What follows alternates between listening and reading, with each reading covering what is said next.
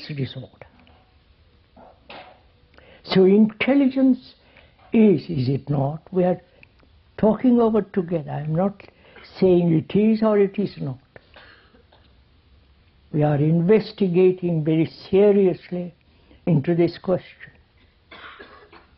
What is intelligence which alone can bring about in one's life complete order and peace?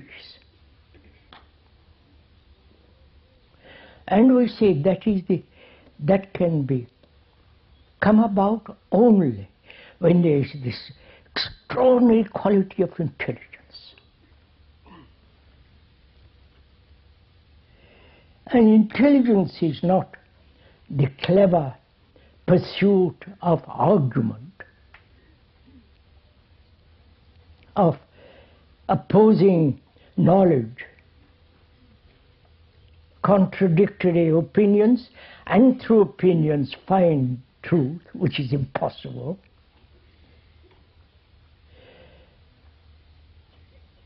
But to realize that the activity of thought, with all its capacities,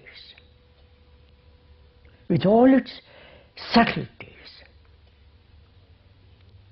its extraordinary width of thought, is not intelligence. Intelligence is beyond thought.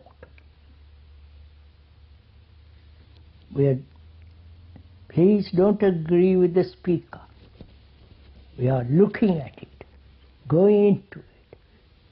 So one has to find out, in order to live peacefully, what is disorder? Why we human beings, who are supposed to be extraordinarily evolved, which I doubt, extraordinarily capable in certain directions, why they live and tolerate disorder in their daily life. If we can discover the root of this disorder, the cause, and observe it carefully, that very observation of that is which is the cause, that in that observation there is the awakening of intelligence. Not that there should be order and striving to bring about order. That is, a confused, disorderly mind, brain, or activity of one's life, that disorder, that state of mind which is contradictory, opposing,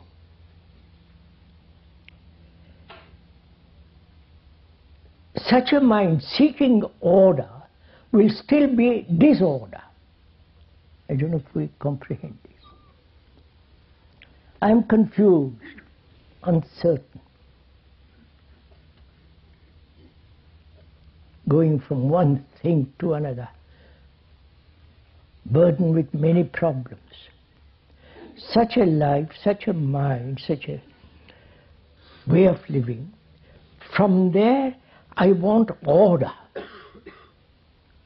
Then my order is born out of my confusion, and therefore it's still confused. I don't foresee this. Right? When I choose order out of disorder, it is still, the choice is still based on disorder. When this is clear, then what is disorder? The cause of it.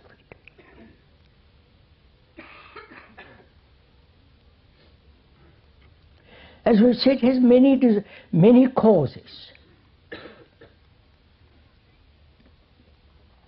The desire to fulfill, the anxiety of not fulfilling, the contradictory life one lives, saying one thing doing totally different things,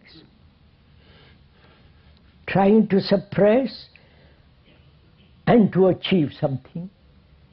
These are all contradictions in oneself.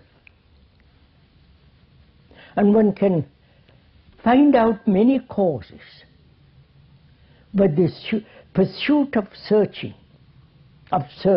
of causes is endless. Whereas we could ask ourselves, is there one cause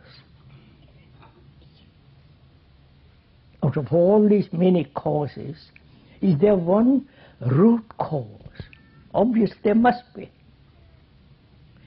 And we are saying that the root cause of this is the self, the me, the ego, the personality.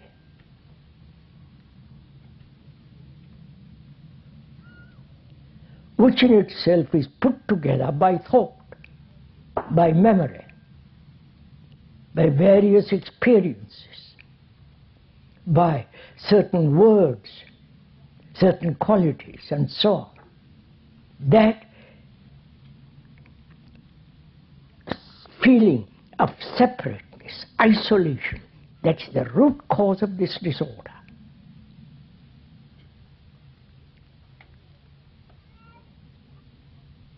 However, that self tries not to be self, it's still this pursuit of the self. Right? The self may identify with the nation,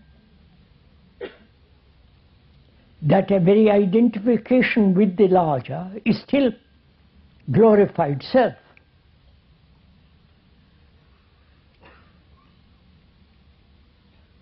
And each one of us is doing that in different ways. So there is the self which is put together by thought, that is the root cause of this total disorder in which we live. If we say that's impossible to get rid of the self, that's a wrong question. But when we observe what causes disorder, unless one has become so accustomed to disorder, so one has lived in such disorder, we accept it as natural. But when we begin to question it and go into it and see that is the root of it, to observe it, not to do anything about it, then by that very observation begins to dissolve the center, which is the cause of disorder. Right? Are we following all this together? And we said intelligence is the perception of that which is true, putting aside totally that which is false, and seeing the truth in the false, and realizing all the activities of thought is not intelligence.